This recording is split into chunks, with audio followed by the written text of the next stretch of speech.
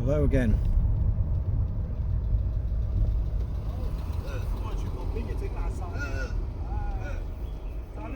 I've got one tooth left since my last video.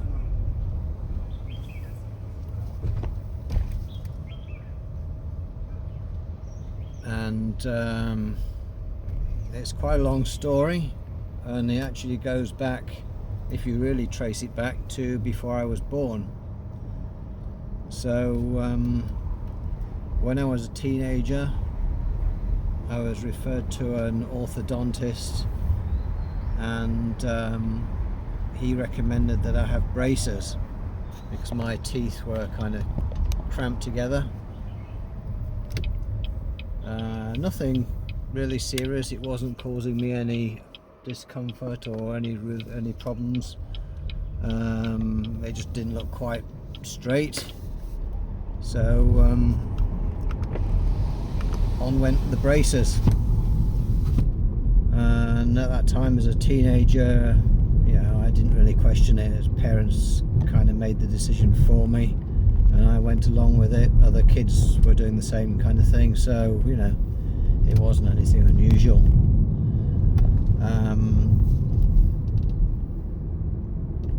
But if you trace it back, I actually read somewhere that if your jaw is narrowed, it has something to do with what your mother did when you were in the womb or before. So I can't remember the details of that, but I wouldn't be surprised. It's again relates back to the old thing about natural law. So maybe certain medical interventions or whatever, or certain foods, I don't know what it was, but something that can potentially cause children to have a narrowing of the jaw. So I'd have to do more research into that to really be fully informed, but in principle it's the same thing. You trace back, and you can trace back a lot further than you might have originally anticipated to find the root of what is happening at this very moment all these years later. But anyway, I had braces. I reached the age of adulthood and the treatment was kind of more or less finished. The braces came off. There was some glue or something that took a long time to wear off my teeth, even after the braces were removed. I went through it. It was a very painful experience as well, and I'm not sure if it weakened my teeth. Another thing is to make room for my teeth to be straightened. The dentist removed, I think, at least 2, maybe 4 perfectly good teeth, perfectly healthy teeth, which I might still have had to this very day if he hadn't have removed them then. So then many years later, around 20 years ago, I had severe toothache, and I've always avoided doctors, dentists, the medical profession in general, but there's just some things that you can't really avoid, or at least I thought you couldn't avoid. So sometimes you do have to see a dentist, and you just hope you get a good one. Well, in this case, I got an absolutely terrible dentist.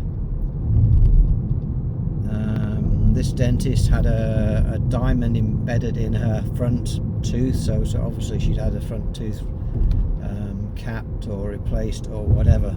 So she was very flashy, very sure of herself.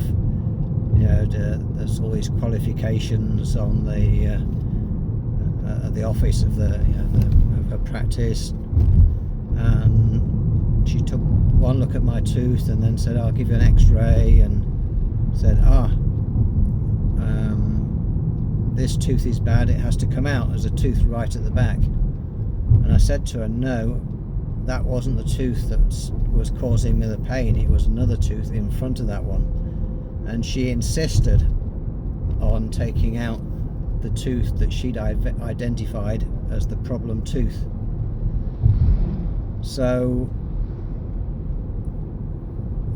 if I'd been a couple of years younger, I would have thought, well, you know, bow to the greater knowledge of the dentist, they know best, whatever. But I just, for whatever reason, I said I'll get a second opinion. So I walked out, and the infection or whatever it was kind of cleared up for a bit, and it was okay, it was bearable. So I didn't have to immediately seek medical attention from another dentist. And then just a few days after, I was eating something, and the tooth that I identified as the problem, which is a tooth that had previously been filled, by the way, split into two, cracked completely down the middle. And so, of course, the next day I went to another dentist, and he extracted the two pieces of tooth which made up the tooth that I'd identified as the problem, and left the tooth that the other dentist had wanted to remove where it was. Now the problem is that tooth, over around 20 years, because it didn't have any support from the missing tooth, it started to lean at an angle, it became weak, the gum around it didn't really support the roots, and it would also become inflamed and infected from time to time. So, but I persevered because I really didn't want to go back to a dentist, and I didn't think the tooth was bad. I realised that it had just moved and was at an angle and was causing even some sinus issues, I think. So that tooth that I would have been without lived with me for 20 more years, and although the last couple of years it really wasn't very functional, it was getting quite loose. You know, it was a healthy tooth, and if I'd had a better experience the first time round, then I may have had some kind of bridge or something to support that tooth, and it would still be with me today. As it is, it got so loose that the other day I was able just to pull it out. So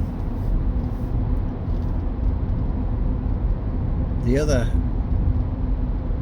thing is, you know, my teeth have never been that great since adulthood, and it is again to do with natural law and just not eating the right foods, eating too many sugars and sweets, maybe not brushing properly, and even I suspect the chemical toothpastes that we use are actually not good for us in many ways. There's probably better, more natural alternatives that if I'd been bothered to do the research years back, then perhaps my teeth would be in far better condition. I still have a sweet tooth to this day, but I am more conscious now about rinsing my mouth after eating certain foods and brushing more thoroughly.